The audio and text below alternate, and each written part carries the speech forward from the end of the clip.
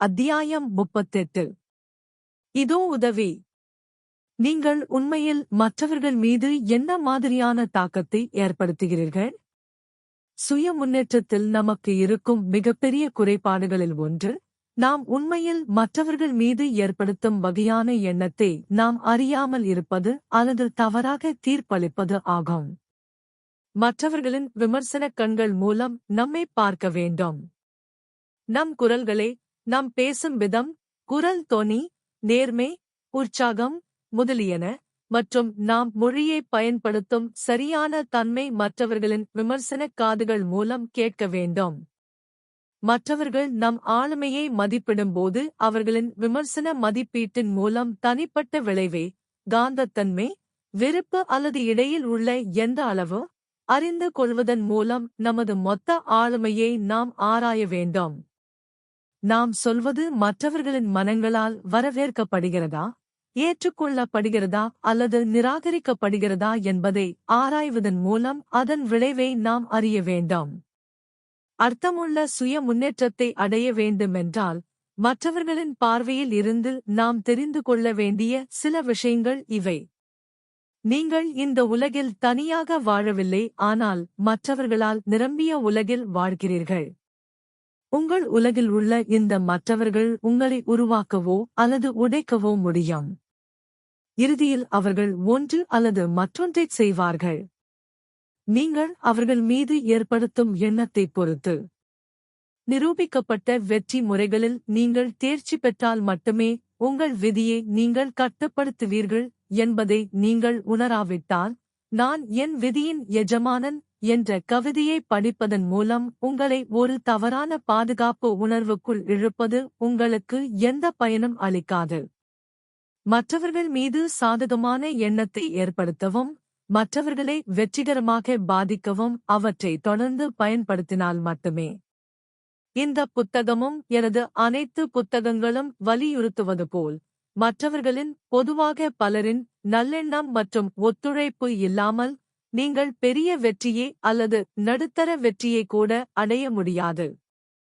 மற்றவர்களை விட நீங்கள் வெற்றிக்கு ஏற முடியாது, அவர்களால் நீங்கள் வெற்றிக்கு உயர்த்தப்பட வேண்டும்.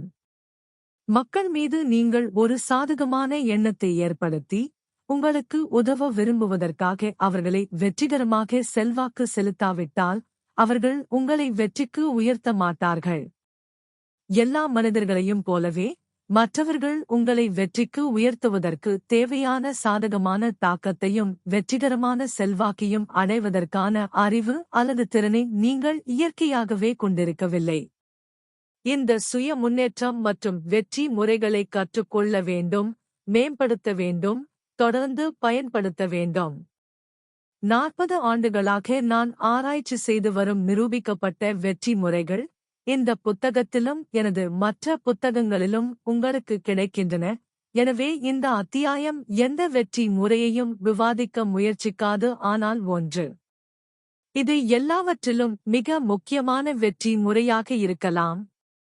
இந்த அத்தியாயம் முழுவதும் விவரிக்கப்பட்டுள்ளபடி, மற்றவர்களுடன் தொடர்புடைய சுய முன்னேற்றம் மற்றும் நிரூபிக்கப்பட்ட வெற்றி முறைகளை கற்றுக்கொள்வதும் தொடர்ந்து பயன்படுத்துவதும் அவசியம். மற்றவர்களை சாதகமாக ஈர்க்க, மற்றவர்களை வெற்றிகரமாக பாதிக்க.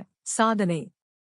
சுய திருப்தி உங்களுக்கு மட்டுப்படுத்தப்பட்ட சுயநல இன்பத்தை தரக்கூடும், ஆனால் மற்றவர்கள் உங்களை வெற்றிக்கு உயர்த்துவார்கள் என்று நீங்கள் எதிர்பார்த்தால், உங்கள் சாதனைகளை மற்றவர்களின் திருப்திக்கு மாற்ற வேண்டாம். உடை மற்றும் பழக்க வழக்கங்கள் முதல் மற்றவர்களின் இறுதி தேவையான ஒப்புதலுக்கான ஆணவமான புறக்கணிப்பு வரை அனைத்திலும் சுய திருப்தியை நோக்கிய தற்போதைய போக்கு உள்ளது.